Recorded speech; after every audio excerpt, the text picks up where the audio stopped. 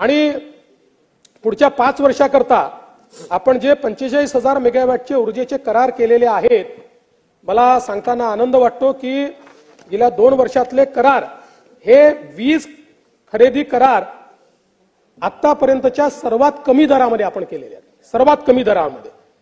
त्यामुळे मला असं वाटतं की एक प्रकारे आपले दर आता देशाकरता बेंचमार्क दर झाले आहेत आणि यातून कृषी आणि सौर ऊर्जीकरणाचे 16,000 मेगावॅट 3.7 रुपये प्रति युनिट, 11,450 मेगावॅटचे युटिलिटी स्तराचे मोठे सौर प्रकल्प 2 रुपये 70 पैसे प्रति युनिट, 4,300 मेगावॅटचे सौर आणि पवन हायब्रिड रुपये 60 पैसे प्रति युनिट, 28,000 मेगावॅटचे पंप स्टोरेजचे प्रकल्प 3 रुपये 20 पैसे प्रति युनिट आणि 1500 मेगावॅटचे बॅटरी स्टोरेजचे प्रकल्प ज्यामध्ये आपल्याला 2.19 अशी याची किंमत येते आहे आणि नाही 4.60 एवढी याची किंमत येते आहे।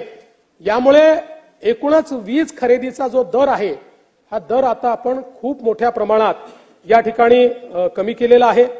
मागेल त्याला सौर कृषी पंप ही योजना आपण या ठिकाणी सुरू केली आणि आपला परफॉर्मन्स यातला का चांगला आहे असं मी सांगू इच्छितो की 8 वर्षामध्ये सौर पंपाची योजना सुरू झाल्यानंतर 8 वर्षामध्ये राज्यात 1,84,000 पंप स्थापित करण्यात आले।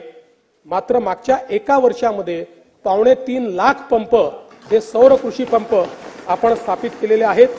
आता आपला दर प्रति दिवशी 1,000 पंप आपण लावतो, आपल्याला हा दर 1,500 पर्यंत न्यायचा आहे आणि आपण शेतकऱ्यांना चॉईस दिलेला आहे। मोठ्या प्रमाणात आपण एजन्सीज एमपॅनल केलेले आहेत आणि त्यातनं आपण हे करतो आणि नुसत्या या 2,75,000 सौर कृषी पंपामुळे मागच्या एका वर्षामध्ये 14 लाख एकर जमिनीला सिंचन क्षमता प्राप्त झालेली आहे। हे देखील मला लक्षात आणून द्यायचं आहे।